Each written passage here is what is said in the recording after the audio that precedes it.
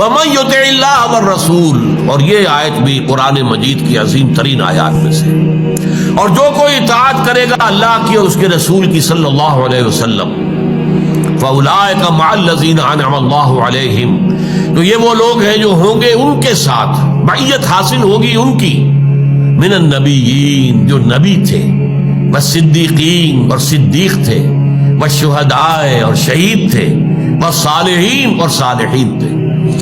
اس آیت پر میں نے سورہ حدید کا جو ہمارا آخری درس ہوا ہے منتخب نصاب میں، اس میں بڑی تفصیل سے گفتگو کی ہے۔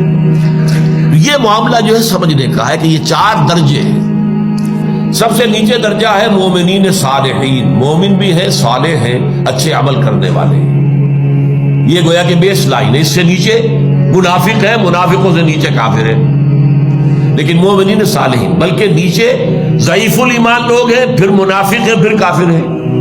اور یہ جو بیس لائن ہے اس سے اوپر کون ہے؟ شہداء ہیں، صدیقین ہیں، انبیاء ہیں۔ یہ 4 جو گروہ ہیں یہ منعم علیہم ہیں، جن پر انعام کیا ہے ہم نے، انبیاء میں سے، صدیقین میں سے، شہداء میں سے، صالحین میں سے۔ یہ جو 4 درجے ہیں، سب سے اوپر انبیاء، پھر صدیقین جو فوراً نبی کی تصدیق کرتے ہیں، جو در حقیقت ذہنی اعتبار سے، روحانی اعتبار سے مقام نبوت کے بہت قریب ہوتے ہیں۔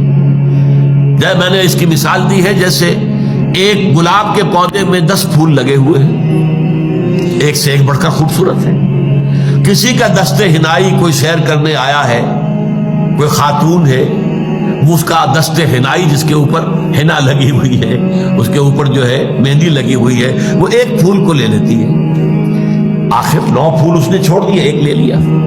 تو ایک معاشرے میں صدیقین ہوتے ہیں، لیکن اللہ ایک کو چنتا ہے ان میں سے۔